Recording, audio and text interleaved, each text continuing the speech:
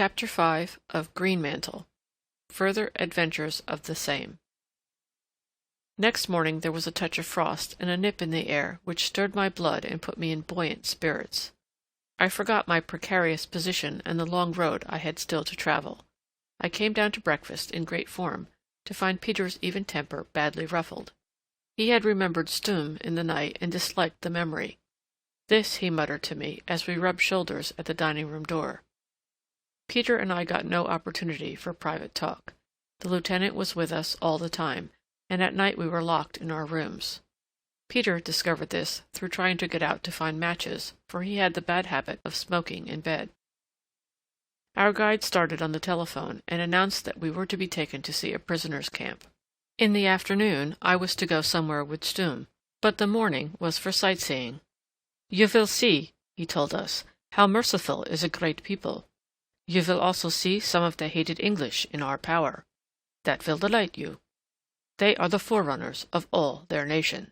We drove in a taxi through the suburbs and then over a stretch of flat market garden-like country to a low rise of wooded hills. After an hour's ride, we entered the gate of what looked like a big reformatory or hospital.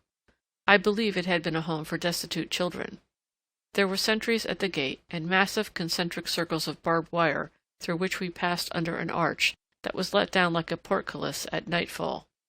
The lieutenant showed his permit, and we ran the car into a brick-paved yard and marched through a lot more sentries to the office of the commandant. He was away from home, and we were welcomed by his deputy, a pale young man with a head nearly bald. There were introductions in German which our guide translated into Dutch, and a lot of elegant speeches about how Germany was foremost in humanity as well as martial valor. Then they stood us sandwiches and beer, and we formed a procession for a tour of inspection. There were 2 doctors, both mild-looking men in spectacles, and a couple of warders, under-officers of the good old burly, bullying sort I knew well. That was the cement which kept the German army together. Her men were nothing to boast of on the average, no more were the officers, even in crack corps like the Guards and the Brandenburgers, but they seemed to have an inexhaustible supply of hard, competent NCOs. We marched round the wash-houses, the recreation ground, the kitchens, the hospital, with nobody in it save one chap with the flu. It didn't seem to be badly done. This place was entirely for officers, and I expect it was a show place where American visitors were taken. If half the stories one heard were true, there were some pretty ghastly prisons away in South and East Germany. I didn't half like the business. To be a prisoner has always seemed to me about the worst thing that could happen to a man. The sight of German prisoners used to give me a bad feeling inside, whereas I looked at dead Boches with nothing but satisfaction. Besides, there was the off chance that I might be recognized. So I kept very much in the shadow whenever we passed anybody in the corridors. The few we met passed us incuriously. They saluted the deputy commandant, but scarcely wasted a glance on us. No doubt they thought we were inquisitive Germans come to gloat over them. They looked fairly fit, but a little puffy about the eyes, like men who get too little exercise. They seemed thin, too. I expect the food, for all the commandant's talk, was nothing to boast of. In one room people were writing letters. It was a big place, with only a tiny stove to warm it, and the windows were shut so that the atmosphere was a cold frost. In another room a fellow was lecturing on something to a dozen hearers and drawing figures on a blackboard. Some were in ordinary khaki, others in any old thing they could pick up, and most wore greatcoats. Your blood gets thin when you have nothing to do but hope against hope and think of your pals and the old days. I was moving along, listening with half an ear to the lieutenant's prattle and the loud explanations of the deputy commandant, when I pitchforked into what might have been the end of my business. We were going through a sort of convalescent room, where people were sitting who had been in hospital. It was a big place, a little warmer than the rest of the building, but still abominably fuggy. There were about half a dozen men in the room, reading and playing games. They looked at us with lackluster eyes for a moment, and then returned to their occupations. Being convalescents, I suppose they were not expected to get up and salute. All but one, who was playing patience at a little table by which we passed. I was feeling very bad about the thing, for I hated to see these good fellows locked away in this infernal German hole, when they might have been giving the Boche his desserts at the front. The commandant went first with Peter, who had developed a great interest in prisons. Then came our lieutenant with one of the doctors, then a couple of warders, and then the second doctor and myself. I was absent-minded at the moment, and was last in the queue. The patience player suddenly looked up, and I saw his face. I'm hanged if it wasn't Dolly Riddle, who was our brigade machine-gun officer at Lewes. I had heard that the Germans had got him when they blew up a mine at the quarries. I had to act pretty quick, for his mouth was agape, and I saw he was going to speak. The doctor was a yard ahead of me. I stumbled and spilt his cards on the floor. Then I kneeled to pick them up and gripped his knee. His head bent to help me, and I spoke low in his ear. I'm Hannay, all right. For God's sake, don't wink an eye. I'm here on a secret job. The doctor had turned to see what was the matter. I got a few more words in. Cheer up, old man. We're winning, hands down. Then I began to talk excited Dutch and finished the collection of the cards. Dolly was playing his part well, smiling as if he was amused by the antics of a monkey. The others were coming back, the deputy commandant with an angry light in his dull eye. Speaking to the prisoners is forbidden, he shouted. I looked blankly at him till the lieutenant translated. What kind of fellow is he? Said Dolly in English to the doctor. He spoils my game and then jabbers high Dutch at me. Officially I knew English, and that speech of Dolly's gave me my cue.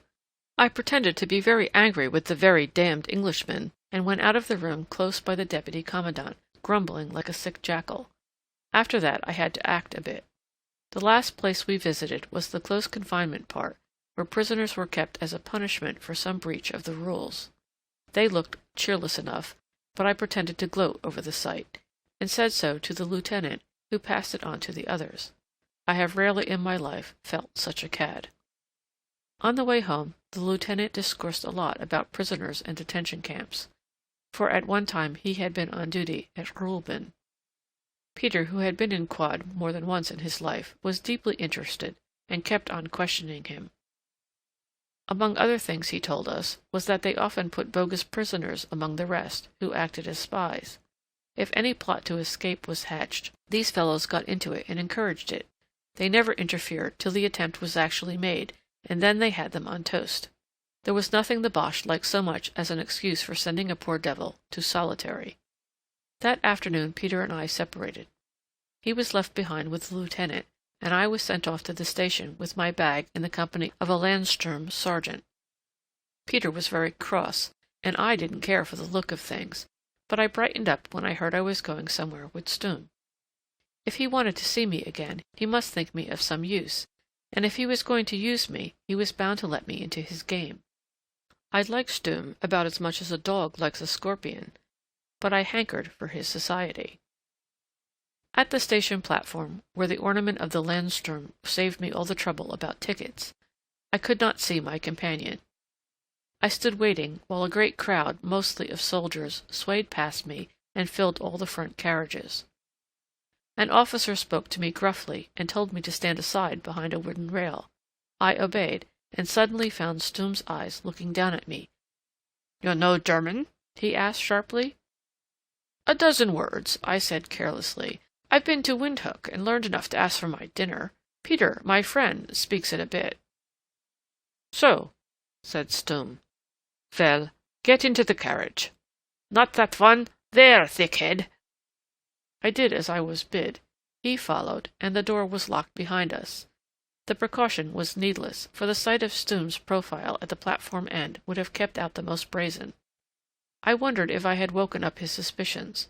I must be on my guard to show no signs of intelligence if he suddenly tried me in German. And that wouldn't be easy, for I knew it as well as I knew Dutch. We moved into the country, but the windows were blurred with frost, and I saw nothing of the landscape.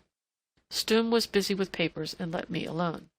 I read on a notice that one was forbidden to smoke, so to show my ignorance of German, I pulled out my pipe. Stumm raised his head, saw what I was doing, and gruffly bade me put it away, as if he were an old lady that disliked the smell of tobacco.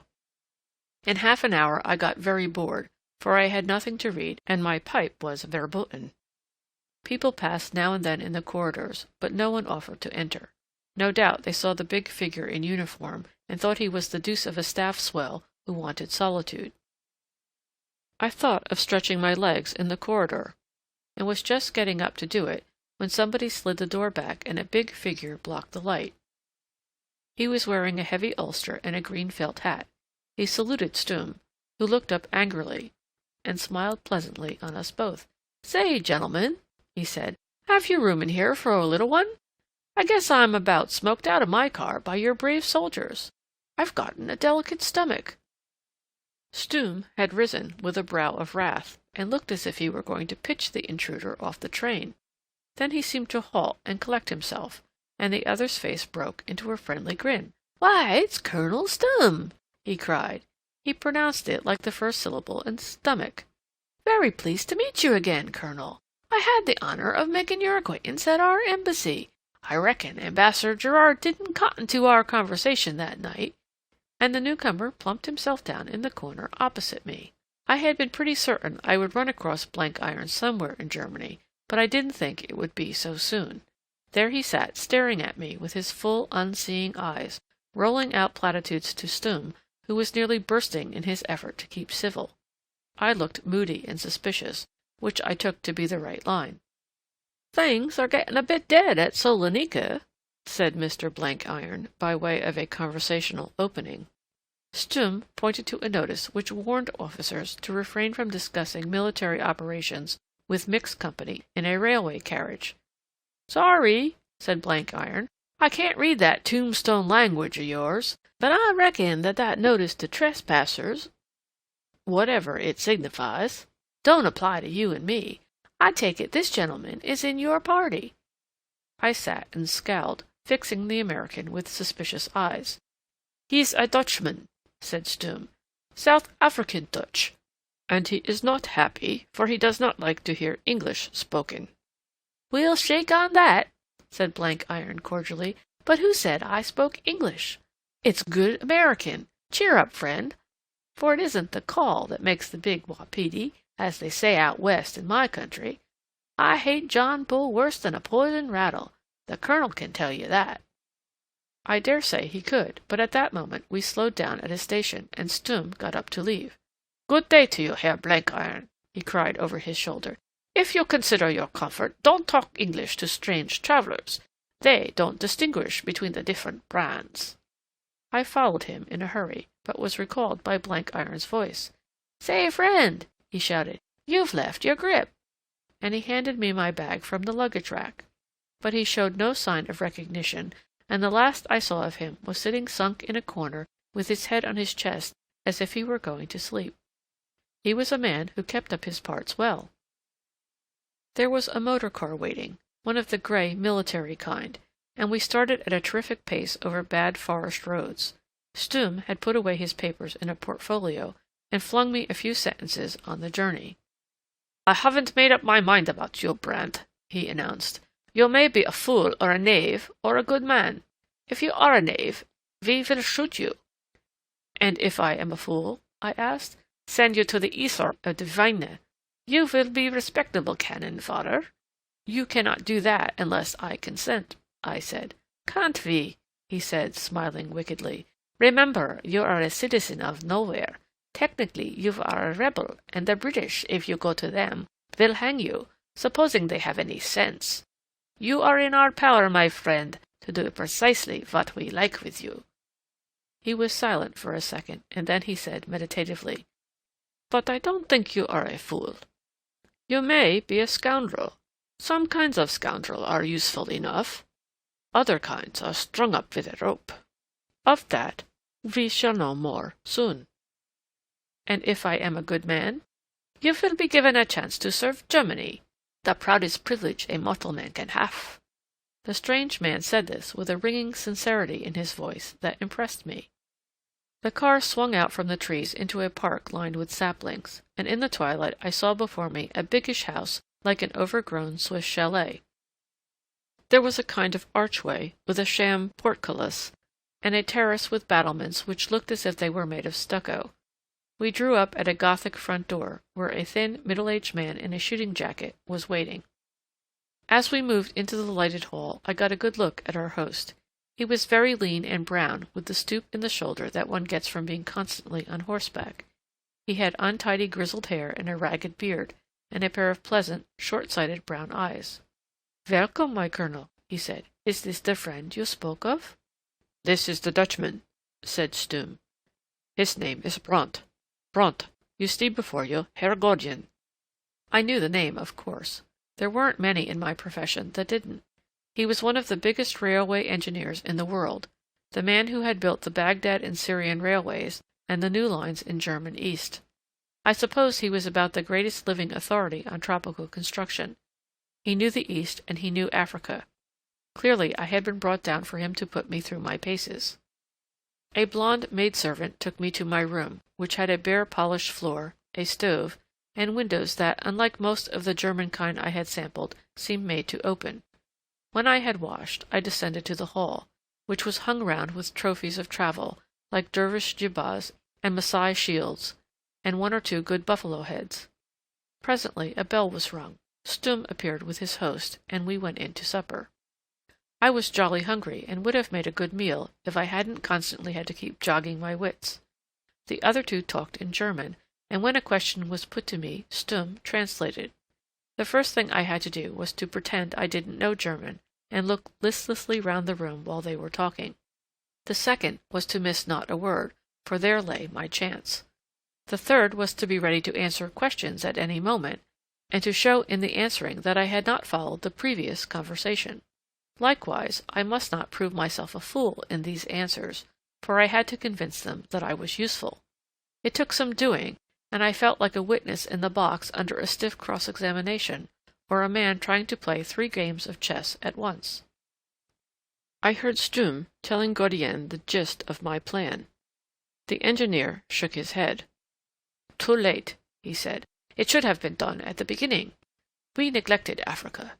You know the reason why." Stum laughed. "The one in Heim. Perhaps, but her charm works well enough." Gordian glanced towards me while I was busy with an orange salad. "I have much to tell you of that, but it can wait. Your friend is right in one thing. Uganda is a vital spot for the English, and a blow there will make their whole fabric shiver. But how can we strike? They have still the coast, and our supplies grow daily smaller. We can send no reinforcements. But have we used all the local resources? That is what I cannot satisfy myself about. Zimmermann says we have. But Tressler thinks differently, and now we have this fellow coming out of the void with a story which confirms my doubt. He seems to know his job. You try him." Thereupon Gordian set about questioning me, and his questions were very thorough.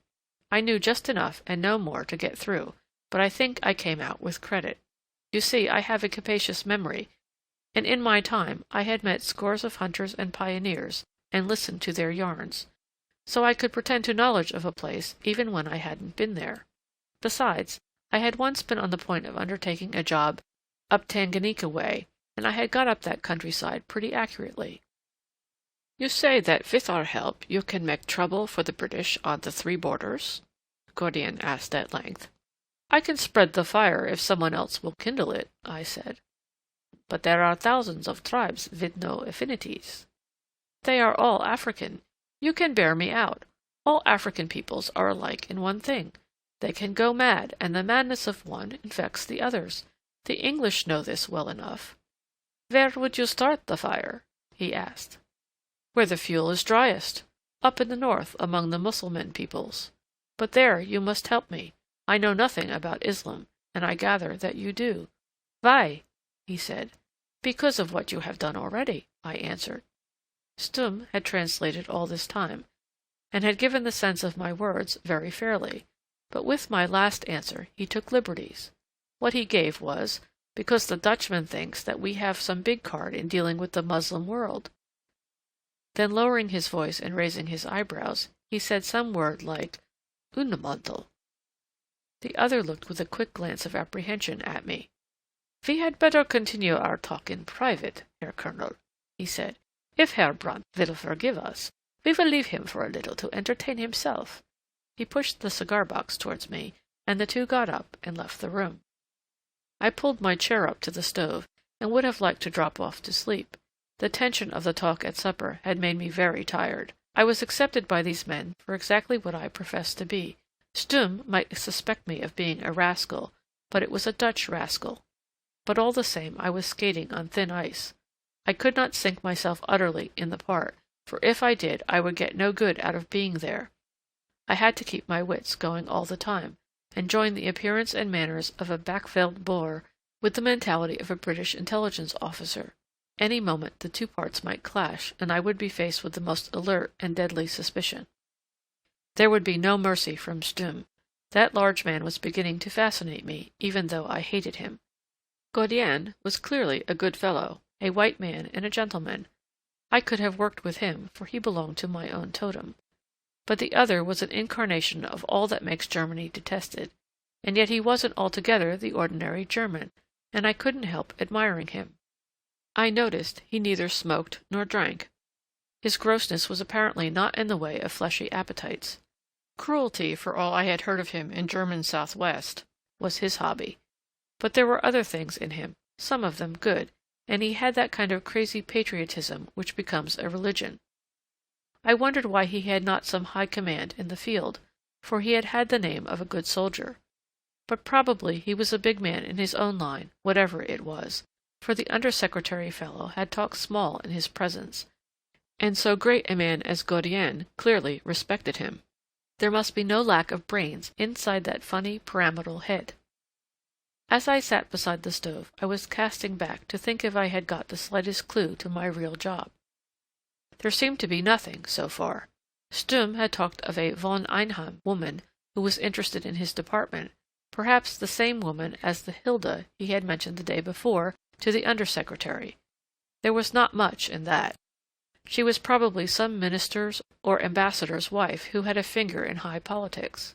If I could have caught the word Stum had whispered to Gaudienne, which made him start and look askance at me, but I had only heard a gurgle of something like Greenmantle, which wasn't any German word that I knew.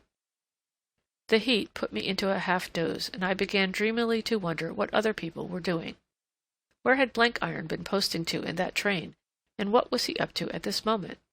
He had been hobnobbing with ambassadors and swells. I wondered if he had found out anything. What was Peter doing? I fervently hoped he was behaving himself, for I doubted if Peter had really tumbled to the delicacy of our job. Where was Sandy, too? As like as not, bucketing in the hold of some Greek coaster in the Aegean. Then I thought of my battalion, somewhere between Hulluch and La Bazie, hammering at the Boche, while I was 500 miles or so inside the Boche frontier. It was a comic reflection, so comic that it woke me up. After trying in vain to find a way of stoking that stove, for it was a cold night, I got up and walked about the room. There were portraits of two decent old fellows, probably Gaudienne's parents. There were enlarged photographs, too, of engineering works, and a good picture of Bismarck. And close to the stove there was a case of maps mounted on rollers. I pulled one out at random. It was a geological map of Germany, and with some trouble I found out where I was. I was an enormous distance from my goal, and moreover I was clean off the road to the east. To go there I must first go to Bavaria and then into Austria. I noticed the Danube flowing eastwards, and remembered that that was one way to Constantinople. Then I tried another map. This one covered a big area, all Europe from the Rhine and as far east as Persia. I guessed that it was meant to show the Baghdad Railway and the through routes from Germany to Mesopotamia. There were markings on it, and as I looked closer I saw that there were dates scribbled in blue pencil, as if to denote the stages of a journey. The dates began in Europe, and continued right on into Asia Minor and then south to Syria. For a moment my heart jumped, for I thought I had fallen by accident on the clue I wanted. But I never got that map examined. I heard footsteps in the corridor, and very gently I let the map roll up and turned away. When the door opened, I was bending over the stove, trying to get a light for my pipe. It was Gaudienne, to bid me join him and Stum in his study. On our way there, he put a kindly hand on my shoulder.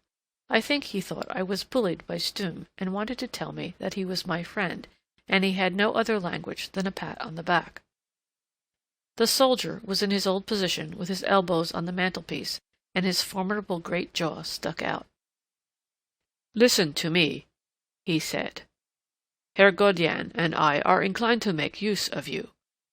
You may be a charlatan, in which case you will be in the devil of a mess, and have yourself to thank for it. If you are a rogue, you will have little scope for roguery. We will see to that. If you are a fool, you will yourself suffer for it. But if you are a good man, you will have a fair chance, and if you succeed, we will not forget it. Tomorrow I go home, and you will come with me and get your orders." I made shift to stand at attention and salute.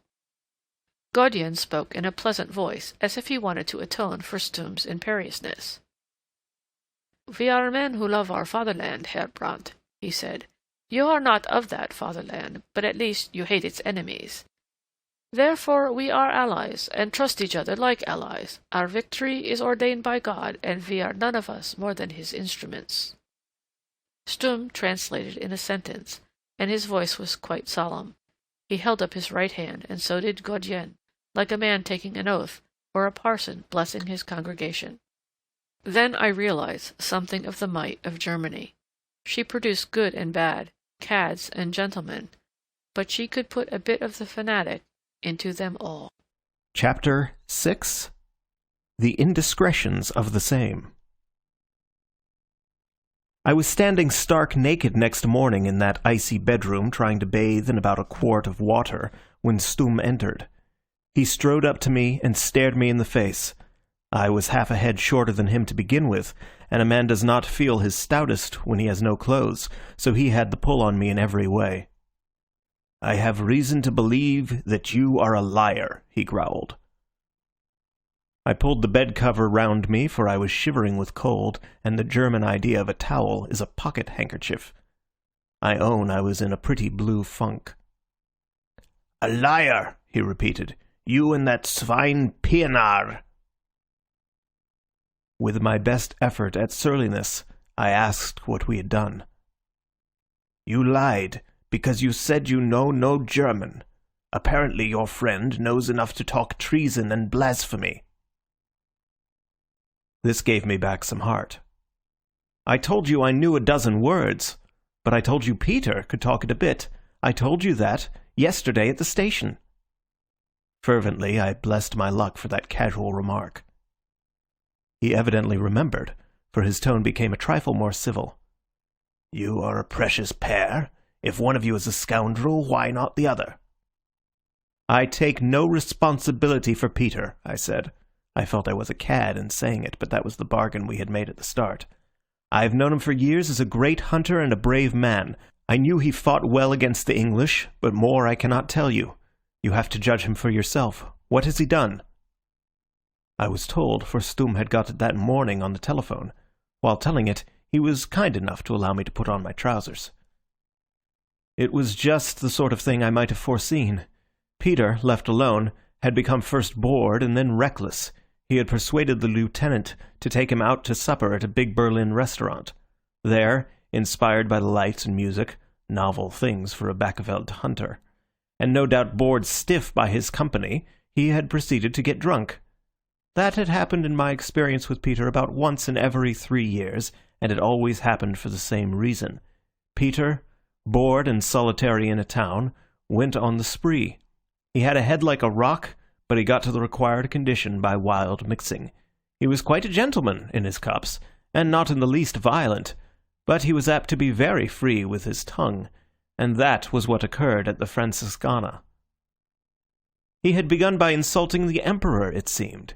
He drank his health, but said he reminded him of a warthog, and thereby scarified the lieutenant's soul. Then an officer, some tremendous swell at an adjoining table, had objected to his talking so loud, and Peter had replied insolently in respectable German. After that, things became mixed. There was some kind of a fight, during which Peter calumniated the German army and all its female ancestry. How he wasn't shot or run through I can't imagine, except that the lieutenant loudly proclaimed that he was a crazy Boer. Anyhow, the upshot was that Peter was marched off to jail, and I was left in a pretty pickle. "I don't believe a word of it," I said firmly. I had most of my clothes on now and felt more courageous. It is all a plot to get him into disgrace and draft him off to the front." Sturm did not storm, as I expected, but smiled. "That was always his destiny," he said, "ever since I saw him. He was no use to us except as a man with a rifle. Cannon fodder, nothing else. Do you imagine, you fool, that this great empire in the thick of a world war is going to trouble its head to lay snares for an ignorant Tahar?" "I wash my hands of him," I said. "If what you say of his folly is true, I have no part in it. But he was my companion, and I wish him well. What do you propose to do with him?" "We will keep him under our eye," he said, with a wicked twist of the mouth. "I have a notion that there is more at the back of this than appears. We will investigate the antecedents of Herr Pinard. And you too, my friend. On you we also have our eye." I did the best thing I could have done, for what with anxiety and disgust I lost my temper. "Look here, sir," I cried, "I've had about enough of this. I came to Germany, abominating the English, and burning to strike a blow for you. But you haven't given me much cause to love you. For the last 2 days I've had nothing from you but suspicion and insult. The only decent man I've met is Herr Gaudian. It's because I believe there are many in Germany like him that I am prepared to go on with this business and do the best I can. But by God, I wouldn't raise my little finger for your sake." He looked at me very steadily for a minute. "That sounds like honesty," he said at last in a civil voice. "You had better come down and get your coffee." I was safe for the moment, but in very low spirits. What on earth would happen to poor old Peter? I could do nothing even if I wanted, and besides, my first duty was to my mission. I had made this very clear to him at Lisbon, and he had agreed, but all the same it was a beastly reflection. Here was that ancient worthy left to the tender mercies of the people he most detested on earth. My only comfort was that they couldn't do very much with him. If they sent him to the front, which was the worst they could do, he would escape, for I would have backed him to get through any mortal lines. It wasn't much fun for me either. Only when I was to be deprived of it did I realize how much his company had meant to me. I was absolutely alone now, and I didn't like it. I seemed to have about as much chance of joining Blankiron and Sandy as of flying to the moon. After breakfast I was told to get ready. When I asked where I was going, Sturm advised me to mind my own business, but I remembered that last night he had talked of taking me home with him and giving me my orders. I wondered where his home was. Gaudian patted me on the back when we started and wrung my hand.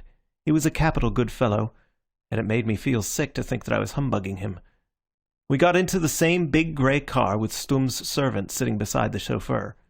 It was a morning of hard frost. The bare fields were white with rime, and the fir trees powdered like a wedding cake. We took a different road from the night before, and after a run of 6 miles came to a little town with a big railway station. It was a junction on some main line, and after 5 minutes waiting we found our train. Once again we were alone in the carriage. Sturm must have had some colossal graft, for the train was crowded. I had another 3 hours of complete boredom. I dared not smoke, and could do nothing but stare out of the window. We soon got into hilly country, where a good deal of snow was lying. It was the 23rd day of December, and even in wartime one had a sort of feel of Christmas. You could see girls carrying evergreens, and when we stopped at a station, soldiers on leave had all the air of holiday-making. The middle of Germany was a cheerier place than Berlin or the western parts. I liked the look of the old peasants, and the women in their neat Sunday best, but I noticed, too, how pinched they were. Here in the country, where no neutral tourists came, there was not the same stage management as in the capital. Sturm made an attempt to talk to me on the journey. I could see his aim. Before this he had cross-examined me, but now he wanted to draw me into ordinary conversation. He had no notion how to do it. He was either peremptory and provocative like a drill sergeant, or so obviously diplomatic that any fool would have been put on his guard. That is the weakness of the German. He has no gift for laying himself alongside different types of men. He is such a hard-shell being that he cannot put out feelers to his kind. He may have plenty of brains, as Sturm had, but he has the poorest notion of psychology of any of God's creatures. In Germany, only the Jew can get outside himself, and that is why, if you look into the matter, you will find that the Jew is at the back of most German enterprises. After midday we stopped at a station for luncheon. We had a very good meal in the restaurant, and when we were finishing, 2 officers entered. Stumm got up and saluted, and went aside to talk to them. Then he came back and made me follow him to a waiting room, where he told me to stay till he fetched me. I noticed that he called a porter, and had the door locked when he went out. It was a chilly place with no fire, and I kicked my heels there for 20 minutes. I was living by the hour now, and did not trouble to worry about this strange behaviour. There was a volume of timetables on a shelf, and I turned the pages idly till I struck a big railway map. Then it occurred to me to find out where we were going. I had heard Stumm take my ticket for a place called Schwandorf, and after a lot of searching I found it. It was away south, in Bavaria, and so far as I could make out less than 50 miles from the Danube. That cheered me enormously. If Stumm lived there, he would most likely start me off on my travels by the railway which I saw running to Vienna and then on to the east. It looked as if I might get to Constantinople after all, but I feared it would be a useless achievement, for what could I do when I got there? I was being hustled out of Germany without picking up the slenderest clue. The door opened and Stumm entered. He seemed to have got bigger in the interval and to carry his head higher. There was a proud light, too, in his eye. "Brandt," he said, "you are about to receive the greatest privilege that ever fell to one of your race. His Imperial Majesty is passing through here, and has halted for a few minutes. He has done me the honor to receive me, and when he heard my story he expressed a wish to see you. You will follow me to his presence. Do not be afraid. The All-Highest is merciful and gracious. Answer his questions like a man." I followed him with a quickened pulse. Here was a bit of luck I had never dreamed of. At the far side of the station a train had drawn up, a train consisting of 3 big coaches, chocolate-coloured and picked out with gold. On the platform beside it stood a small group of officers, tall men in long grey-blue cloaks. They seemed to be mostly elderly, and 1 or 2 of the faces I thought I remembered from photographs in the picture papers. As we approached, they drew apart and left us face to face with one man. He was a little below middle height, and all muffled in a thick coat with a fur collar. He wore a silver helmet with an eagle atop of it, and kept his left hand resting on his sword. Below the helmet was a face the colour of grey paper, from which shone curious, sombre, restless eyes with dark pouches beneath them. There was no fear of my mistaking him. These were the features which, since Napoleon, have been best known to the world. I stood as stiff as a ramrod and saluted. I was perfectly cool and most desperately interested. For such a moment I would have gone through fire and water. "Majesty, this is the Dutchman I spoke of," I heard Stumm say. "What language does he speak?" the Emperor asked. "Dutch," was the reply. "But being a South African, he also speaks English." A spasm of pain seemed to flit over the face before me. Then he addressed me in English. "You have come from a land which will yet be our ally to offer your sword to our service? I accept the gift and hail it as a good omen. I would have given your race its freedom, but there were fools and traitors among you who misjudged me. But that freedom I shall yet give you in spite of yourselves. Are there many like you in your country?" "There are thousands, sire," I said, lying cheerfully. "I am one of many who think that my race's life lies in your victory, and I think that that victory must be won not in Europe alone. In South Africa, for the moment, there is no chance, so we look to other parts of the continent. You will win in Europe. You have won in the East, and now it remains to strike the English where they cannot fend the blow. If we take Uganda, Egypt will fall. By your permission, I go there to make trouble for your enemies." A flicker of a smile passed over the worn face. It was the face of one who slept little, and whose thoughts rode him like a nightmare. "That is well," he said.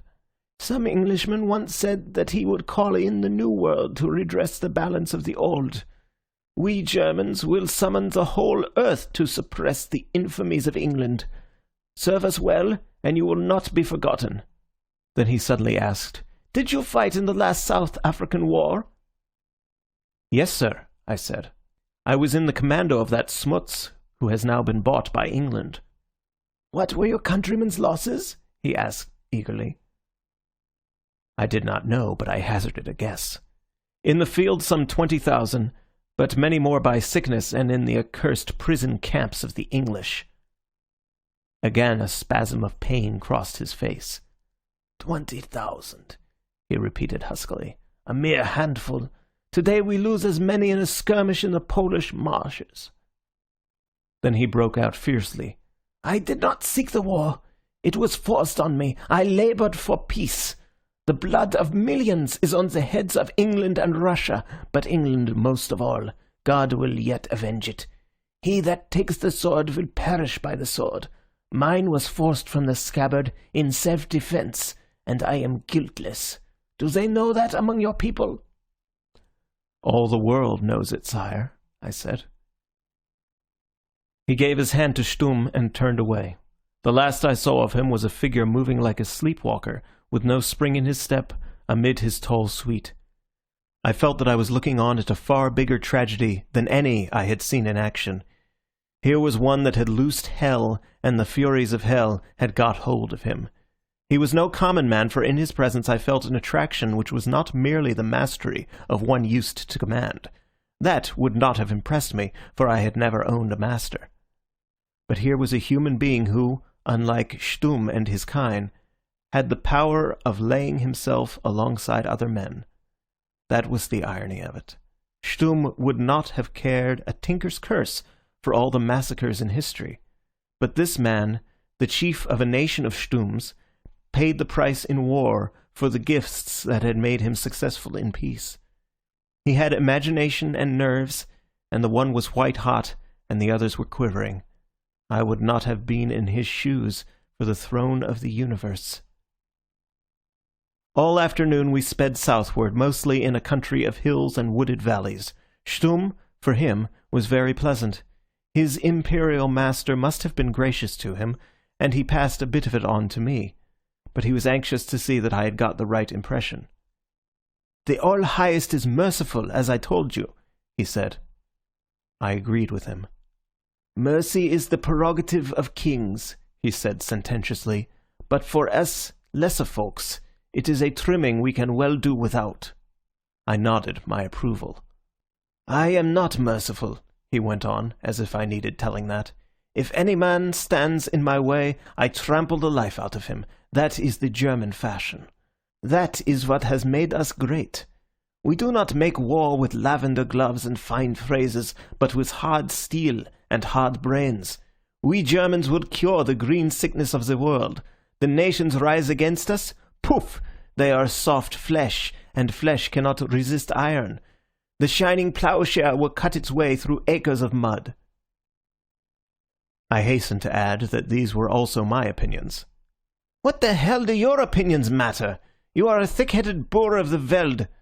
"Not but what," he added, "there is metal in you slow Dutchmen once we Germans have had the forging of it."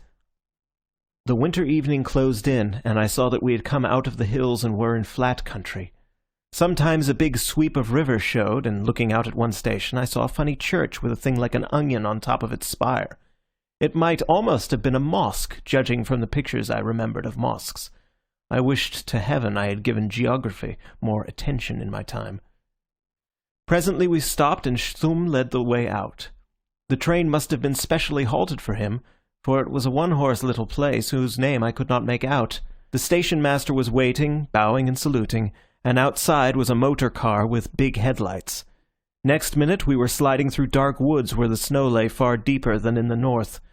There was a mild frost in the air, and the tires slipped and skidded at the corners. We hadn't far to go. We climbed a little hill, and on the top of it stopped at the door of a big black castle. It looked enormous in the winter night, with not a light showing anywhere on its front. The door was opened by an old fellow who took a long time about it and got well cursed for his slowness. Inside, the place was very noble and ancient.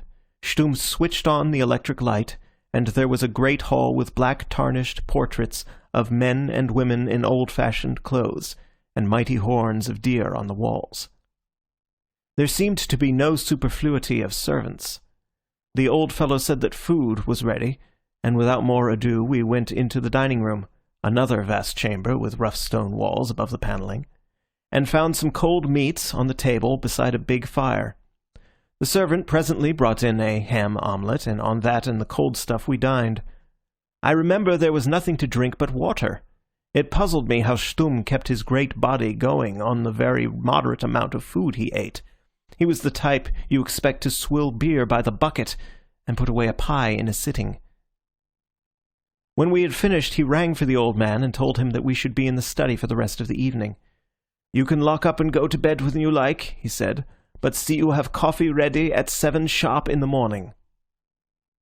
Ever since I entered that house, I had the uncomfortable feeling of being in a prison. Here was I alone in this great place with a fellow who could and would wring my neck if he wanted. Berlin and all the rest of it had seemed comparatively open country. I had felt that I could move freely and at the worst make a bolt for it. But here I was trapped, and I had to tell myself every minute that I was there as a friend and colleague. The fact is, I was afraid of Stumm, and I don't mind admitting it. He was a new thing in my experience, and I didn't like it. If only he had drunk and guzzled a bit, I should have been happier.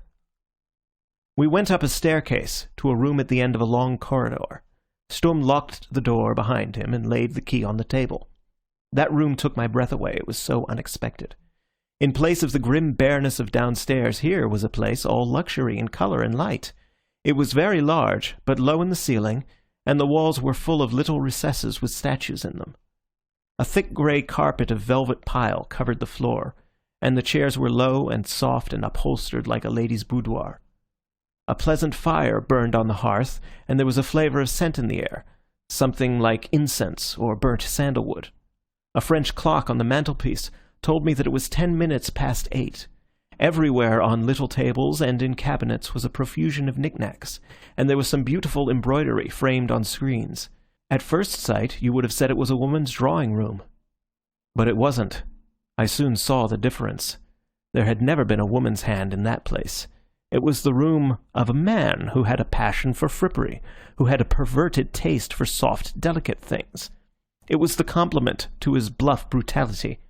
I began to see the queer other side to my host, that evil side which gossip had spoken of as not unknown in the German army.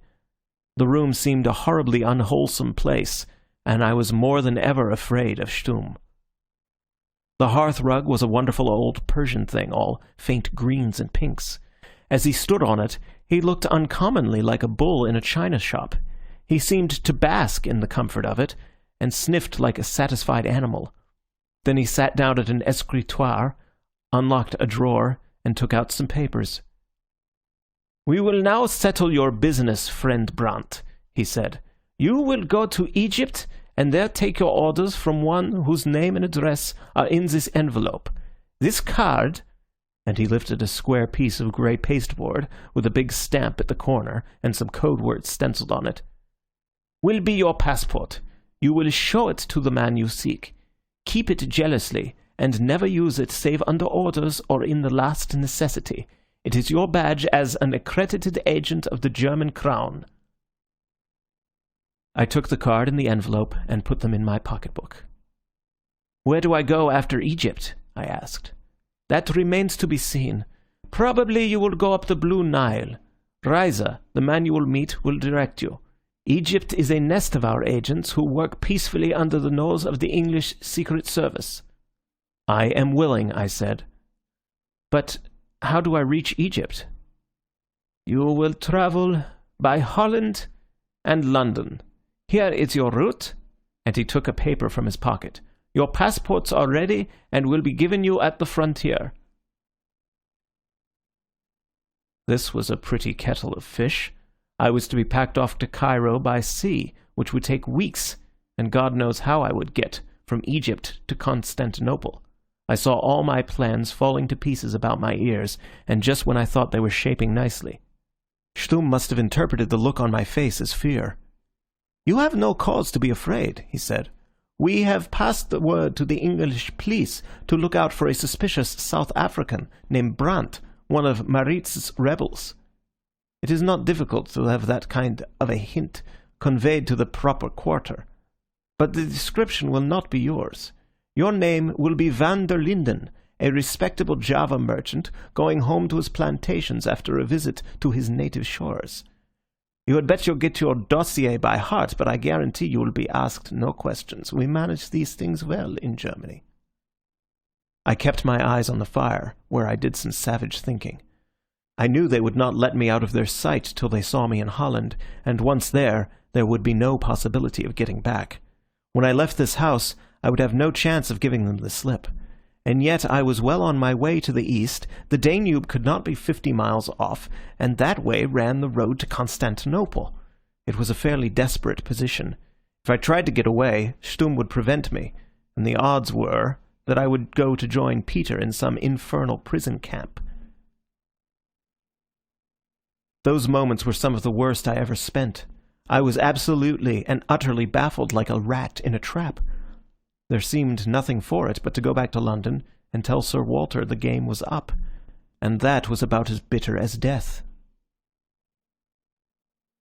He saw my face and laughed. "Does your heart fail you, my little Dutchman? You funk the English?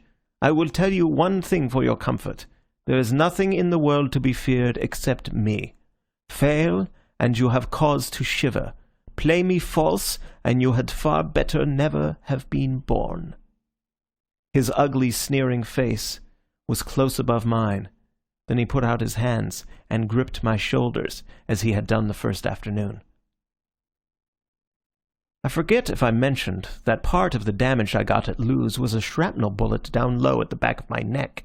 The wound had healed well enough, but I had pains there on a cold day.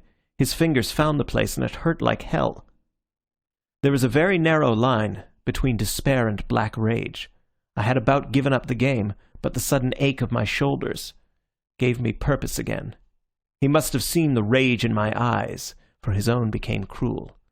"The weasel would like to bite," he cried, "but the poor weasel has found its master. Stand still, vermin. Smile, look pleasant, or I will make pulp of you. Do you dare to frown at me?" I shut my teeth and never said a word. I was choking in my throat and could not have uttered a syllable if I had tried. Then he let me go, grinning like an ape. I stepped back a pace and gave him my left between the eyes. For a second he did not realize what had happened, for I don't suppose anyone had dared to lift a hand to him since he was a child. He blinked at me madly, then his face grew as red as fire. "God in heaven," he said quietly, "I am going to kill you," and he flung himself on me like a mountain. I was expecting him and dodged the attack.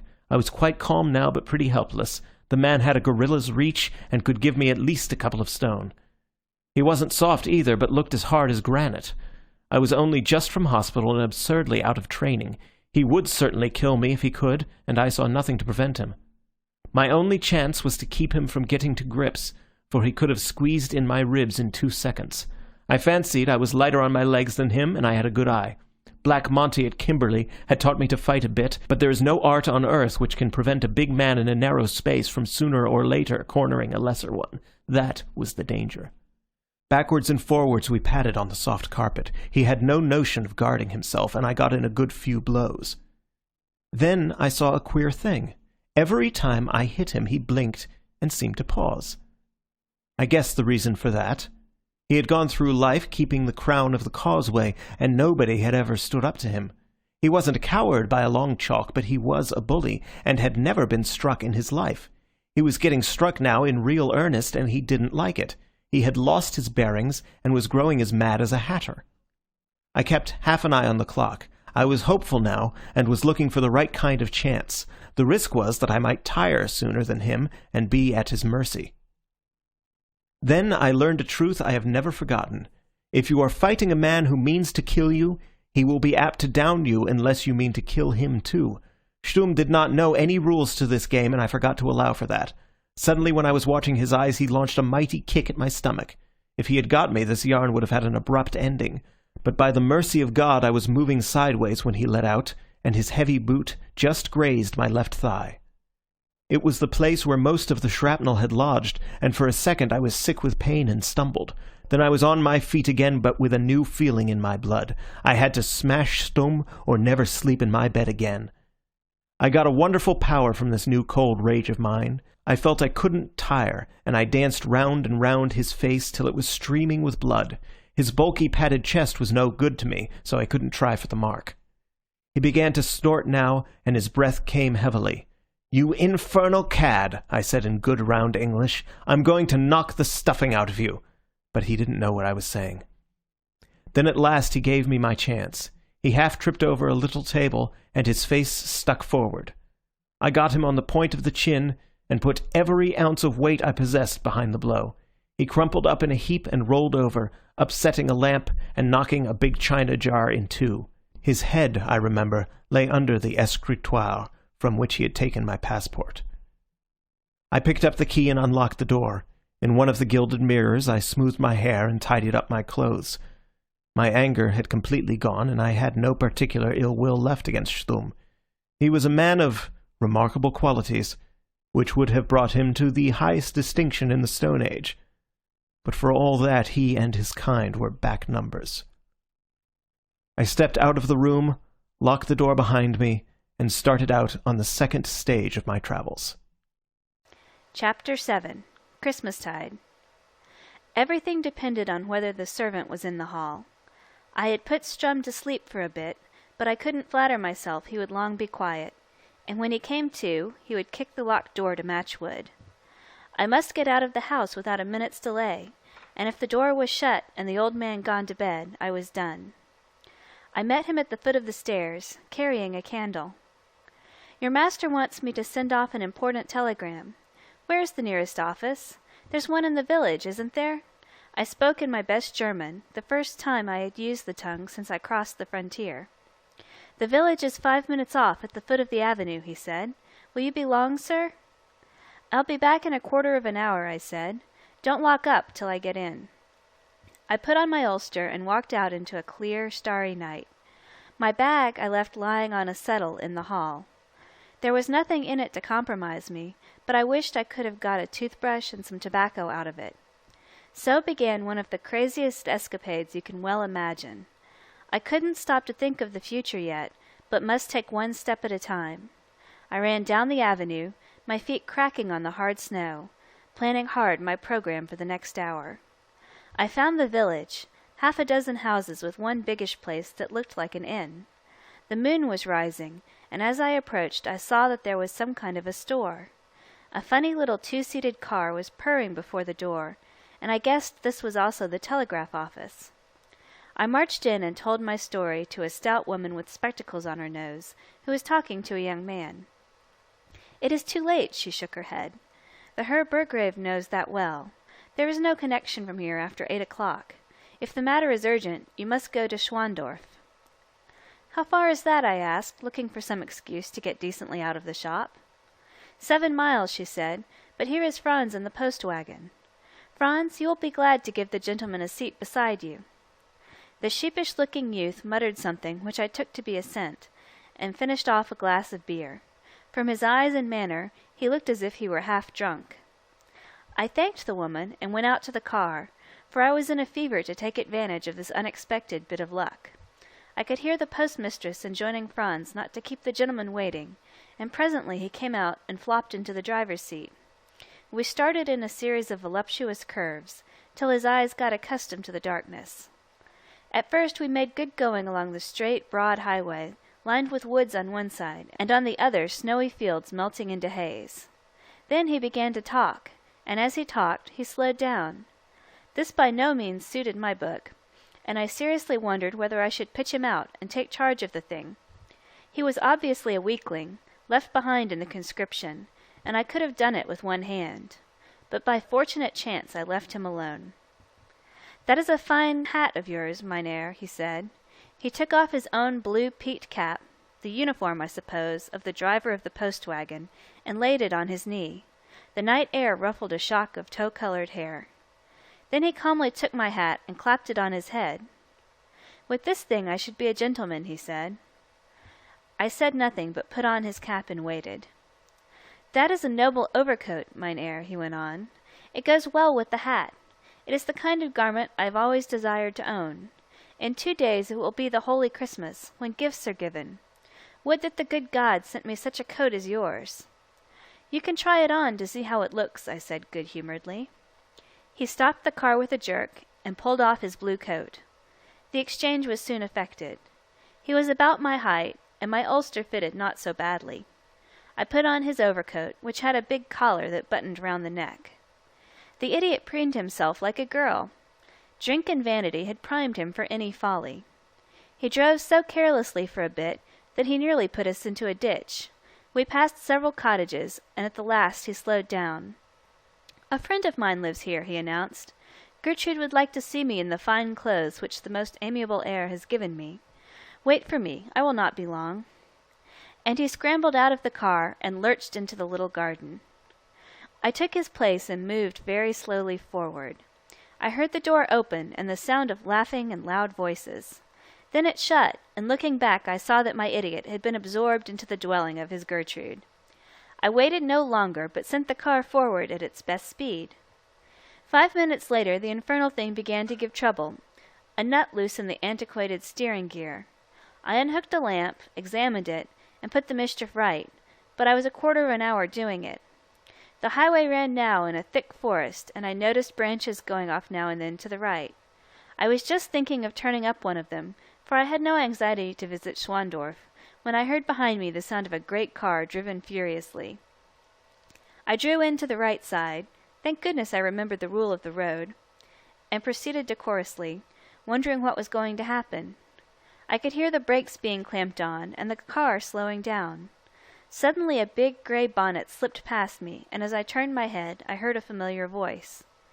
It was Stum, looking like something that has been run over. He had his jaw in a sling, so that I wondered if I had broken it, and his eyes were beautifully bunged up. It was that saved me, that and his raging temper. The collar of the postman's coat was round my chin, hiding my beard, and I had his cap pulled well down on my brow. I remembered what Blenkiron had said, that the only way to deal with the Germans was naked bluff. Mine was naked enough, for it was all that was left to me. "Where is the man you brought from Andersbach?" he roared, as well as his jaw would allow him. I pretended to be mortally scared, and spoke in the best imitation I could manage of the postman's high, cracked voice. "He got out a mile back, Herr Burgrave," I quavered.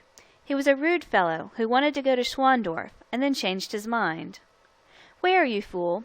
Say exactly where he got down, or I will wring your neck." "In the wood this side of Gertrude's cottage, on the left hand. I left him running among the trees."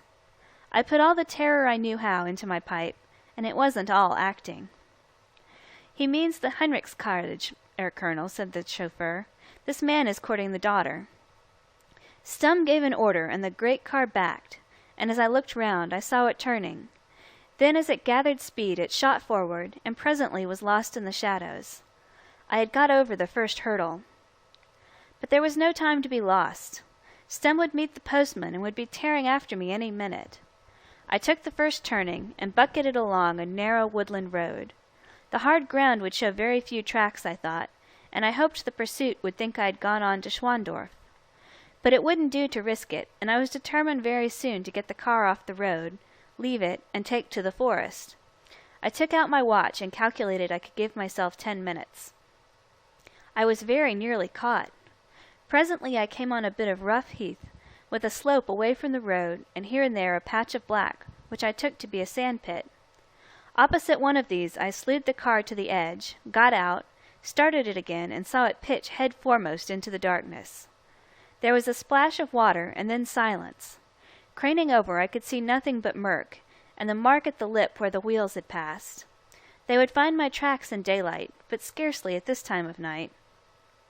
Then I ran across the road to the forest. I was only just in time, for the echoes of the splash had hardly died away when I heard the sound of another car. I lay flat in a hollow below a tangle of snow-laden brambles, and looked between the pine trees at the moonlit road. It was Stum's car again, and to my consternation it stopped just a little short of the sand-pit. I saw an electric torch flashed, and Stum himself got out and examined the tracks on the highway. Thank God they would be still there for him to find, but had he tried 6 yards on, he would have seen them turn towards the sandpit. If that had happened, he would have beaten the adjacent woods and most certainly found me. There was a third man in the car, with my hat and coat on him. That poor devil of a postman had paid dear for his vanity. They took a long time before they started again, and I was jolly well relieved when they went scouring down the road. I ran deeper into the woods till I found a track which, as I judged from the sky when I saw a clearing, took me nearly due west. That wasn't the direction I wanted, so I bore off at right angles, and presently struck another road which I crossed in a hurry. After that I got entangled in some confounded kind of enclosure, and had to climb paling after paling of rough stakes plated with osiers. Then came a rise in the ground, and I was on a low hill of pines which seemed to last for miles. All the time I was going at a good pace, and before I stopped to rest I calculated I had put 6 miles between me and the sandpit. My mind was getting a little more active now. For the first part of the journey I had simply staggered from impulse to impulse. These impulses had been uncommon lucky, but I couldn't go on like that forever. Exhale and plac mac, says the old Boer when he gets into trouble, and it was up to me now to make a plan. As soon as I began to think, I saw the desperate business I was in for. Here was I, with nothing except what I stood up in, including a coat and cap that weren't mine, alone in midwinter in the heart of South Germany. There was a man behind me looking for my blood, and soon there would be a hue and cry for me up and down the land. I had heard that the German police were pretty efficient, and I couldn't see that I stood the slimmest chance. If they caught me, they would shoot me beyond doubt. I asked myself on what charge, and answered, for knocking about a German officer. They couldn't have me for espionage, for as far as I knew, they had no evidence. I was simply a Dutchman that had got riled and had run amuck. But if they cut down a cobbler for laughing at a second lieutenant, which is what happened at Zabern, I calculated that hanging would be too good for a man that had broken a colonel's jaw. To make things worse, my job was not to escape, though that would have been hard enough, but to get to Constantinople, more than 1,000 miles off, and I reckoned I couldn't get there as a tramp. I had to be sent there, and now I had flung away my chance. If I had been a Catholic, I would have said a prayer to St. Teresa, for she would have understood my troubles. My mother used to say that when you felt down on your luck, it was a good cure to count your mercies. So I set about counting mine. The first was that I was well started on my journey, for I couldn't be above 20 miles from the Danube. The second was that I had Stum's Pass. I didn't see how I could use it, but there it was. Lastly, I had plenty of money, 53 English sovereigns and the equivalent of £3 in German paper, which I had changed at the hotel. Also, I had squared accounts with old Stum. That was the biggest mercy of all. I thought I'd better get some sleep, so I found a dryish hole below an oak root and squeezed myself into it. The snow lay deep in these woods, and I was sopping wet up to the knees. All the same, I managed to sleep for some hours, and got up and shook myself just as the winter's dawn was breaking through the tree-tops. Breakfast was the next thing, and I must find some sort of dwelling. Almost at once I struck a road, a big highway running north and south. I trotted along in the bitter morning to get my circulation started, and presently I began to feel a little better. In a little I saw a church spire, which meant a village. Stum wouldn't be likely to have gotten on my tracks yet, I calculated, but there was always the chance that he had warned all the villages round by telephone, and that they might be on the lookout for me. But that risk had to be taken, for I must have food. It was the day before Christmas, I remembered, and people would be holidaying. The village was quite a big place, but at this hour, just after 8 o'clock, there was nobody in the street except a wandering dog. I chose the most unassuming shop I could find, where a little boy was taking down the shutters, one of those general stores where they sell everything. The boy fetched a very old woman, who hobbled in from the back, fitting on her spectacles. "Grüß Gott," she said in a friendly voice, and I took off my cap, saw from my reflection in a saucepan that I looked moderately respectable, in spite of my night in the woods. I told her the story of how I was walking from Schwandorf to see my mother, at an imaginary place called Judenfeld, banking on the ignorance of villagers about any place 5 miles from their homes. I said my luggage had gone astray, and I hadn't time to wait for it, since my leave was short. The old lady was sympathetic and unsuspecting. She sold me a pound of chocolate, a box of biscuits, the better part of a ham, 2 tins of sardines, and a rucksack to carry them. I also bought some soap, a comb, and a cheap razor, and a small tourist guide published by a Leipzig firm. As I was leaving, I saw what seemed like garments hanging up in the back shop, and turned to have a look at them. They were the kind of thing that Germans wear on their summer walking tours, long shooting capes made of a green stuff they call loden. I bought one, and a green felt hat, and an alpenstock to keep it company. Then, wishing the old woman and her belongings a Merry Christmas, I departed and took the shortest cut out of the village. There were 1 or 2 people about now, but they did not seem to notice me. I went into the woods again and walked for 2 miles till I halted for breakfast. I was not feeling quite so fit now, and I did not make much of my provisions, beyond eating a biscuit and some chocolate. I felt very thirsty and longed for hot tea. In an icy pool I washed, and with infinite agony shaved my beard. That razor was the worst of its species, and my eyes were running all the time with the pain of the operation. Then I took off the postman's coat and cap, and buried them below some bushes. I was now a clean-shaven German pedestrian with a green cape and hat, and an absurd walking stick with an iron-shod end, the sort of person who roams in thousands over the fatherland in summer, but is a rarish bird in midwinter. The tourist guide was a fortunate purchase, for it contained a big map of Bavaria which gave me my bearings. I was certainly not 40 miles from the Danube, more like 30. The road through the village I had left would have taken me to it. I had only to walk due south, and I would reach it before night. So far as I could make out, there were long tongues of forest running down to the river, and I resolved to keep to the woodlands. At the worst I would meet a forester or 2, and I had a good enough story for them. On the high road there might be awkward questions. When I started out again I felt very stiff, and the cold seemed to be growing intense. This puzzled me, for I had not minded it much up to now, and being warm-blooded by nature, it never used to worry me. A sharp winter night on the High Veld was a long sight chillier than anything I had struck so far in Europe. But now my teeth were chattering, and the marrow seemed to be freezing in my bones. The day had started bright and clear, but a rack of grey clouds soon covered the sky, and a wind from the east began to whistle. As I stumbled along through the snowy undergrowth, I kept longing for bright, warm places. I thought of those long days on the veld, when the earth was like a great yellow bowl, with white roads running to the horizon, and a tiny white farm basking in the heart of it, with its blue dam and patches of bright green lucerne. I thought of those baking days on the east coast, when the sea was like mother of pearl, and the sky one burning turquoise. But most of all I thought of warm, scented noons on trek, when one dozed in the shadow of the wagon, and sniffed the wood smoke from the fire where the boys were cooking dinner. From these pleasant pictures I returned to the beastly present. The thick snowy woods, the lowering sky, wet clothes, a hunted present, and a dismal future.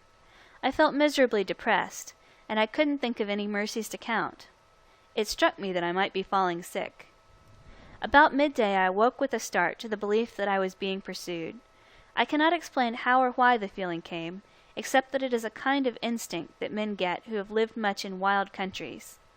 My senses, which had been numbed, suddenly grew keen, and my brain began to work double quick. I asked myself what I would do if I were stum, with hatred in my heart, a broken jaw to avenge, and pretty well limitless powers. He must have found the car in the sandpit and seen my tracks in the wood opposite. I didn't know how good he and his men might be at following a spoor, but I knew that any ordinary Kaffir could have nosed it out easily. But he didn't need to do that.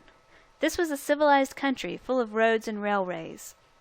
I must sometime and somewhere come out of the woods. He could have all the roads watched, and the telephone would set everyone on my track within a radius of 50 miles. Besides, he would soon pick up my trail in the village I had visited that morning. From the map I learned that it was called Grief, and it was likely to live up to that name with me. Presently I came to a rocky knoll which rose out of the forest. Keeping well in shelter, I climbed to the top and cautiously looked around me. Away to the east I saw the vale of a river with broad fields and church spires. West and south the forest rolled unbroken in a wilderness of snowy tree-tops. There was no sign of life anywhere, not even a bird, but I knew very well that behind me in the woods were men moving swiftly on my track, and that it was pretty well impossible for me to get away. There was nothing for it but to go on till I dropped or was taken. I changed my course south with a shade of west in it, for the map showed me that in that direction I would soonest strike the Danube. What I was going to do when I got there I didn't trouble to think. I had fixed the river as my immediate goal, and the future must take care of itself. I was now certain that I had fever on me.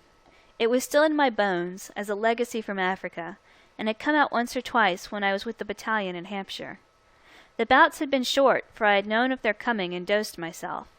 But now I had no quinine, and it looked as if I were in for a heavy go. It made me feel desperately wretched and stupid, and I all but blundered into capture.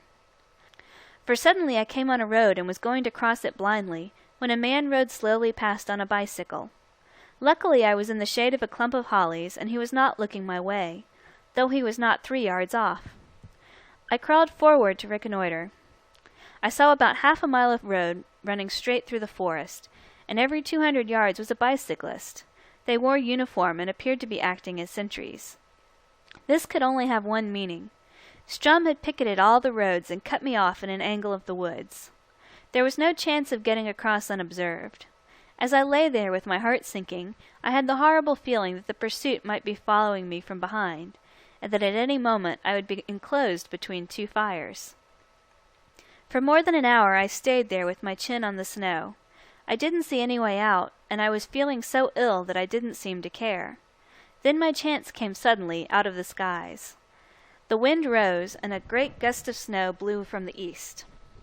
In 5 minutes it was so thick that I couldn't see across the road. At first I thought it was a new addition to my troubles, and then very slowly I saw the opportunity. I slipped down the bank and made ready to cross. I almost blundered into one of the bicyclists. He cried out and fell off his machine, but I didn't wait to investigate. A sudden access of strength came to me, and I darted into the woods on the farther side. I knew I would soon be swallowed from sight in the drift, and I knew that the falling snow would hide my tracks, so I put my best foot forward. I must have run miles before the hot fit passed, and I stopped from sheer bodily weakness. There was no sound except the crush of falling snow. The wind seemed to have gone, and the place was very solemn and quiet. But heavens, how the snow fell! It was partly screened by the branches, but all the same it was piling itself up deep everywhere. My legs seemed made of lead, my head burned, and there were fiery pains all over my body. I stumbled on blindly, without a notion of any direction, determined only to keep going to the last, for I knew that if I once lay down I would never rise again. When I was a boy I was fond of fairy tales, and most of the stories I remembered had been about great German forests, and snow, and charcoal burners, and woodmen's huts. Once I had longed to see these things, and now I was fairly in the thick of them. There had been wolves, too, and I wondered idly if I should fall in with the pack. I felt myself getting light-headed. I fell repeatedly, and laughed sillily every time. Once I dropped into a hole, and lay for some time at the bottom giggling. If anyone had found me then, he would have taken me for a madman. The twilight of the forest grew dimmer, but I scarcely noticed it. Evening was falling, and soon it would be night, a night without morning for me. My body was going on without the direction of my brain, for my mind was filled with craziness. I was like a drunk man who keeps running, for he knows that if he stops he will fall, and I had a sort of bet with myself not to lie down, not at any rate just yet. If I lay down I should feel the pain in my head worse. Once I had ridden for 5 days down country with fever on me, and the flat brush trees had seemed to melt into one big mirage and dance quadrilles before my eyes. But then I had more or less kept my wits. Now I was fairly daft, and every minute growing dafter. Then the trees seemed to stop, and I was walking on flat ground. It was a clearing, and before me twinkled a little light. The change restored me to consciousness, and suddenly I felt with horrid intensity the fire in my head and bones, and the weakness of my limbs. I longed to sleep, and I had a notion that a place to sleep was before me. I moved towards the light, and presently saw through a screen of snow the outline of a cottage. I had no fear, only an intolerable longing to lie down. Very slowly I made my way to the door and knocked. My weakness was so great that I could hardly lift my hand. There were voices within, and a corner of the curtain was lifted from the window. Then the door opened, and a woman stood before me, a woman with a thin, kindly face. Grüß Gott, she said, while children peeped from behind her skirts. Grüß Gott, I replied. I leaned against the doorpost, and speech forsook me. She saw my condition. Come in, sir, she said. You are sick, and it is no weather for a sick man. I stumbled after her and stood dripping in the centre of the little kitchen, while 3 wondering children stared at me. It was a poor place, scantily furnished, but a good log fire burned on the hearth. The shock of warmth gave me one of those minutes of self-possession which come sometimes in the middle of a fever. I am sick, mother, and I have walked far in the storm and lost my way. I am from Africa, where the climate is hot, and your cold brings me fever. It will pass in a day or 2 if you can give me a bed. You are welcome, she said, but first I will make you coffee. I took off my dripping cloak and crouched close to the hearth. She gave me coffee, poor washy stuff, but blessedly hot. Poverty was spelled large in everything I saw. I felt the tides of fever beginning to overflow my brain again, and I made a great attempt to set my affairs straight before I was overtaken. With difficulty I took out Strum's pass from my pocket-book. This is my warrant, I said. I am a member of the Imperial Secret Service, and for the sake of my work I must move in the dark. If you will permit it, mother, I will sleep till I am better, but no one must know that I am here. If anyone comes, you must deny my presence. She looked at the big seal as if it were a talisman. Yes, yes, she said. You will have the bed in the garret and be left in peace until you are well. We have no neighbors near, and the storm will shut the roads. I will be silent, and the little ones. My head was beginning to swim, but I made one more effort. There is food in my rucksack, biscuits and ham and chocolate. Pray take it for your use. And here is some money to buy Christmas fare for the little ones. And I gave her some of the German notes. After that my recollection becomes dim. She helped me up a ladder to the garret, undressed me, and gave me a thick, coarse nightgown. I seem to remember that she kissed my hand, and that she was crying. The good Lord has sent you, she said. Now the little ones will have their prayers answered, and the Christ kind will not pass by our door. Chapter 8. The Essen Barges. I lay for 4 days like a log in that garret bed. The storm died down, the thaw set in, and the snow melted. The children played about the doors and told stories at night round the fire. Stum's myrmidons no doubt beset every road and troubled the lives of innocent wayfarers. But no one came near the cottage, and the fever worked itself out while I lay in peace. It was a bad bout, but on the 5th day it left me, and I lay as weak as a kitten, staring at the rafters in the little skylight. It was a leaky, draughty old place, but the woman of the cottage had heaped deerskins and blankets on my bed, and kept me warm. She came in now and then, and once she brought me a brew of some bitter herbs which greatly refreshed me. A little thin porridge was all the food I could eat, and some chocolate made from the slabs in my rucksack. I lay and dozed through the day, hearing the faint chatter of children below, and getting stronger hourly. Malaria passes as quickly as it comes, and leaves a man little the worse, though this was one of the sharpest turns I had ever had. As I lay I thought, and my thoughts followed curious lines. One queer thing was that Stum and his doings seemed to have been shot back into a lumber room of my brain, and the door locked.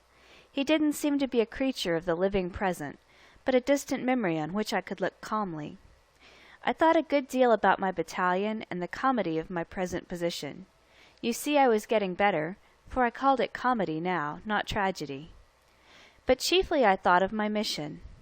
All that wild day in the snow it had seemed the merest farce. 3 words Harry Bullivant had scribbled had danced through my head in a crazy fandango. They were present to me now, but coolly and sanely in all their meagreness. I remember that I took each one separately and chewed on it for hours. Kasredin, there was nothing to be got out of that. Cancer, there were too many meanings, all blind. VI, that was the worst gibberish of all. Before this I had always taken the I as the letter of the alphabet. I had thought the V must stand for von, and I had considered the German names beginning with I, Ingolstadt, Ingeborg, Ingelhole, and all the rest of them. I had made a list of about 70 at the British Museum before I left London. Now I suddenly found myself taking the I as the numeral 1. Idly, not thinking what I was doing, I put it into German. Then I nearly fell out of the bed. Von Einem, the name I had heard at Gaudian's house, the name Stumm had spoken behind his hand, the name to which Hilda was probably the prefix. It was a tremendous discovery, the first real bit of light I had found. Harry Bullivant knew that some man or woman called Von Einem was at the heart of the mystery. Stumm had spoken of the same personage with respect, and in connection with the work I proposed to do in raising the Muslim Africans. If I found Von Einem, I would be getting very warm. What was the word that Stumm had whispered to Gaudian and scared that worthy? It had sounded like Greenmantle. If I could only get that clear, I would solve the riddle. I think that discovery completed my cure. At any rate, on the evening of the 5th day, it was Wednesday, the 29th of December, I was well enough to get up. When the dark had fallen and it was too late to fear a visitor, I came downstairs, and wrapped in my green cape, took a seat by the fire. As we sat there in the firelight, with the 3 white-headed children staring at me with saucer eyes, and smiling when I looked their way, the woman talked. Her man had gone to the wars on the Eastern Front, and the last she had heard from him, he was in a Polish bog, and longing for his dry native woodlands. The struggle meant little to her. It was an act of God, a thunderbolt out of the sky, which had taken a husband from her, and might soon make her a widow and her children fatherless. She knew nothing of its causes and purposes, and thought of the Russians as a gigantic nation of savages, heathens who had never been converted, and who would eat up German homes if the good Lord and the brave German soldiers did not stop them. I tried hard to find out if she had any notion of affairs in the West, but she hadn't, beyond the fact that there was trouble with the French. I doubt if she knew of England's share in it. She was a decent soul, with no bitterness against anybody, not even the Russians if they would spare her man. That night I realized the crazy folly of war. When I saw the splintered shell of Ypres and heard hideous tales of German doings, I used to want to see the whole land of the Boche given up to fire and sword. I thought we could never end the war properly without giving the Huns some of their own medicine. But that woodcutter's cottage cured me of such nightmares. I was for punishing the guilty, but letting the innocent go free. It was our business to thank God and keep our hands clean from the ugly blunders to which Germany's madness had driven her. What good would it do Christian folk to burn poor little huts like this and leave children's bodies by the wayside? To be able to laugh and to be merciful are the only things that make man better than the beasts. The place, as I have said, was desperately poor. The woman's face had the skin stretched tight over the bones, and that transparency which means underfeeding. I fancied she did not have the liberal allowance that soldiers' wives get in England. The children looked better nourished, but it was by their mother's sacrifice. I did my best to cheer them up. I told them long yarns about Africa, and lions and tigers, and I got some pieces of wood and whittled them into toys. I am fairly good with a knife, and I carved very presentable likenesses of a monkey, a springbok, and a rhinoceros.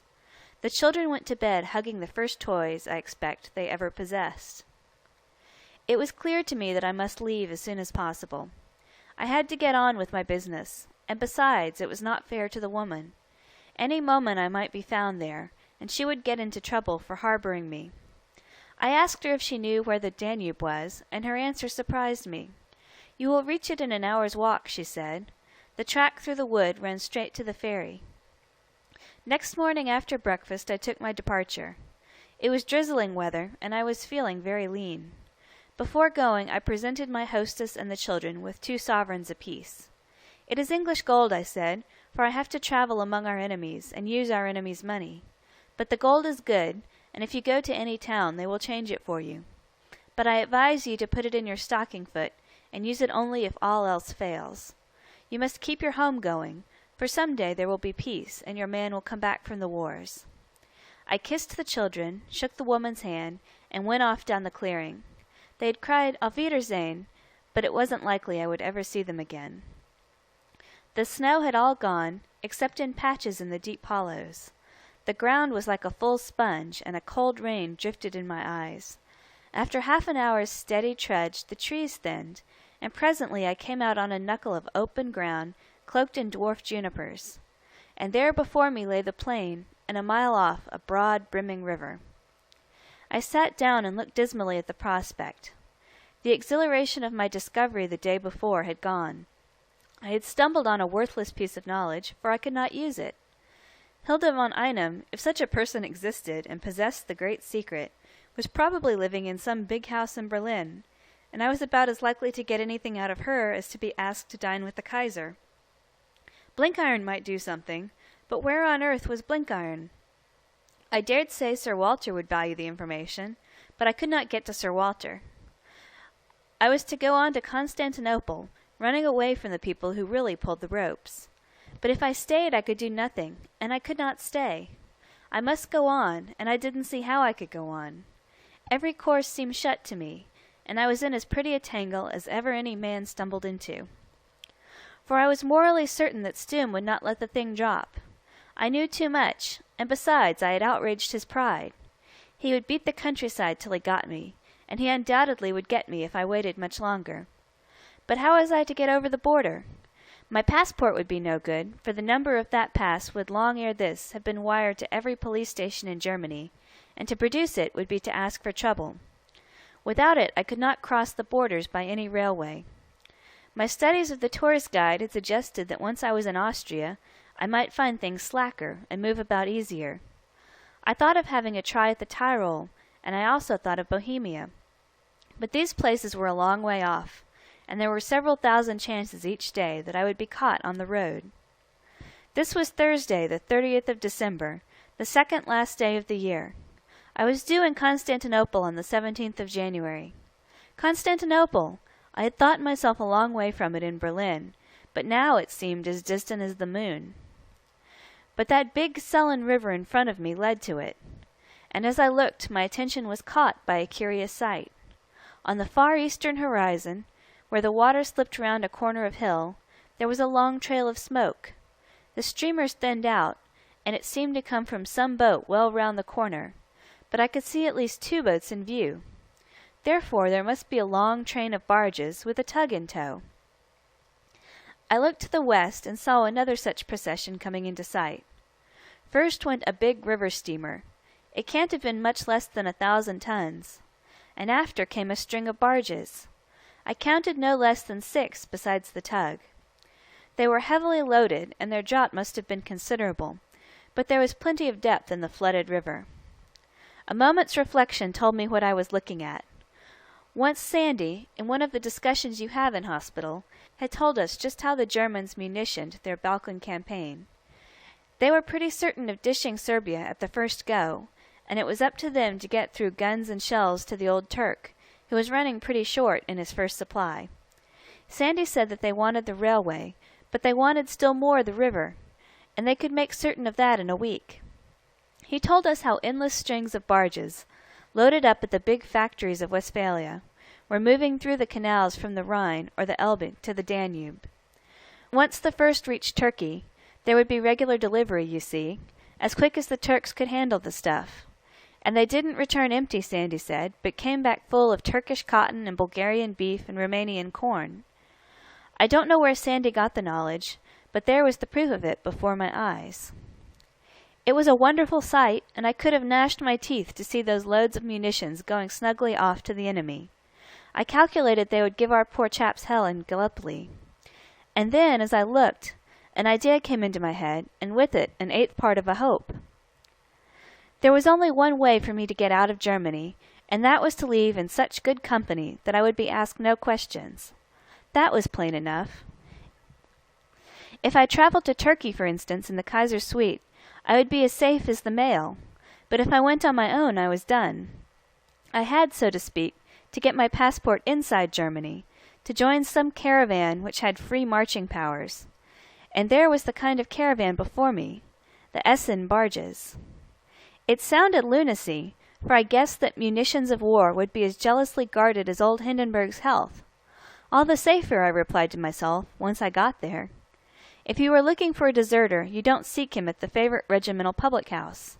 If you're after a thief, among the places you'd be apt to leave unsearched would be Scotland Yard.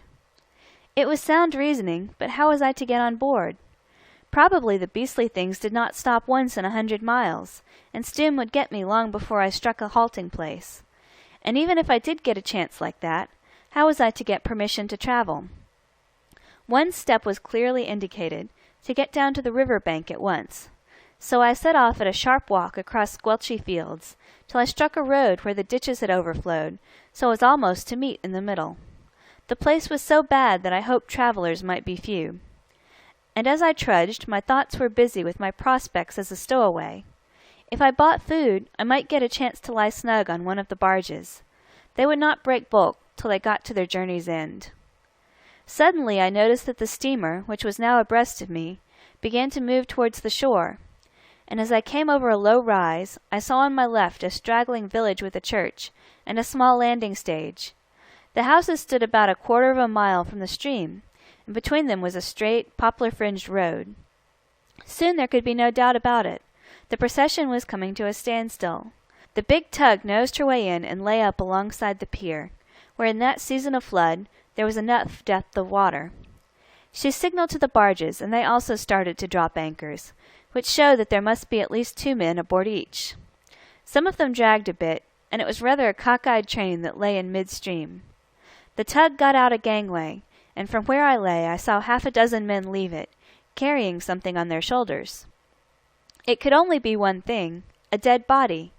Someone of the crew must have died, and this halt was to bury him. I watched the procession move towards the village, and I reckoned they would take some time there, though they might have wired ahead for a grave to be dug. Anyhow, they would be long enough to give me a chance. For I had decided upon the brazen course. Blenkiron had said you couldn't cheat the Boche, but you could bluff him. I was going to put up the most monstrous bluff. If the whole countryside was hunting for Richard Hannay would walk through as a pal of the hunters. For I remembered the pass Stum had given me. If that was worth a tinker's curse, it should be good enough to impress a ship's captain. Of course there were 1,000 risks. They might have heard of me in the village and told the ship's party the story. For that reason I resolved not to go there, but to meet the sailors when they were returning to the boat.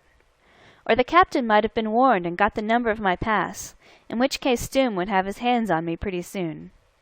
Or the captain might be an ignorant fellow who had never seen a Secret Service pass and did not know what it meant, and would refuse me transport by the letter of his instructions. In that case I might wait on another convoy. I had shaved and made myself a fairly respectable figure before I left the cottage. It was my cue to wait for the men when they left the church, wait on that 1/4 mile of straight highway. I judged the captain must be in the party. The village, I was glad to observe, seemed very empty. I have my own notions about the Bavarians as fighting men, but I am bound to say that, judging by my observations, very few of them stayed at home. That funeral took hours. They must have had to dig the grave, for I waited near the road in a clump of cherry trees, with my feet in 2 inches of mud and water, till I felt chilled to the bone. I prayed to God it would not bring back my fever, for I was only 1 day out of bed. I had very little tobacco left in my pouch, but I stood myself 1 pipe, and I ate one of the 3 cakes of chocolate I still carried. At last, well after midday, I could see the ship's party returning. They marched 2 by 2, and I was thankful to see that they had no villagers with them. I walked to the road, turned up it, and met the vanguard, carrying my head as high as I knew how. "Where's your captain?" I asked, and a man jerked his thumb over his shoulder. The others wore thick jerseys and knitted caps, but there was one man in the rear in uniform. He was a short, broad man with a weather-beaten face and an anxious eye. "May I have a word with you, Herr Captain?" I said, with what I hoped was a judicious blend of authority and conciliation. He nodded to his companion, who walked on. "Yes?" he asked rather impatiently. I proffered him my pass. Thank heaven he had seen the kind of thing before, for his face at once took on that curious look which one person in authority always wears when he is confronted with another. He studied it closely and then raised his eyes. "Well, sir," he said, "I observe your credentials. What can I do for you?" "I take it you are bound for Constantinople?" I asked. "The boats go as far as Rustchuk," he replied. "There the stuff is transferred to the railway." "And you reach Rustchuk when?" "In 10 days, bar accidents. Let us say 12 to be safe." "I want to accompany you," I said. "In my profession, Herr Captain, it is necessary sometimes to make journeys by other than the common route. That is now my desire. I have the right to call upon some other branch of our country's service to help me. Hence my request." Very plainly he did not like it. "I must telegraph about it. My instructions are to let no one aboard, not even a man like you." "I am sorry, sir, but I must get authority first before I can fall in with your desire. Besides, my boat is ill found. You had better wait for the next batch, and ask Dreiser to take you. I lost Walter today. He was ill when he came aboard, a disease of the heart, but he would not be persuaded, and last night he died." "Was that him you have been burying?" I asked. "Even so. He was a good man and my wife's cousin, and now I have no engineer. Only a fool of a boy from Hamburg. I have just come from wiring to my owners for a fresh man, but even if he comes by the quickest train he will scarcely overtake us before Vienna, or even Buda." I saw light at last. "We will go together," I said, "and cancel that wire. For behold, Herr Captain, I am an engineer, and will gladly keep an eye on your boilers till we get to Rustchuk." He looked at me doubtfully. "I am speaking truth," I said. "Before the war I was an engineer in Damaraland. Mining was my branch, but I had a good general training, and I know enough to run a river boat. Have no fear. I promise you I will earn my passage." His face cleared, and he looked what he was, an honest, good-humoured North German seaman. "Come then, in God's name," he cried, "and we will make a bargain. I will let the telegraph sleep. I require authority from the government to take a passenger, but I need none to engage a new engineer." He sent one of the hands back to the village to cancel his wire. In 10 minutes I found myself on board, and 10 minutes later we were out in midstream, and our tows were lumbering into line. Coffee was being made ready in the cabin, and while I waited for it I picked up the captain's binoculars and scanned the place I had left. I saw some curious things. On the first road I had struck on leaving the cottage, there were men on bicycles moving rapidly. They seemed to wear uniform. On the next parallel road, the one that ran through the village, I could see others. I noticed, too, that several figures appeared to be beating the intervening fields. Stim's cordon had got busy at last, and I thanked my stars that not one of the villagers had seen me. I had not got away much too soon, for in another half-hour he would have had me.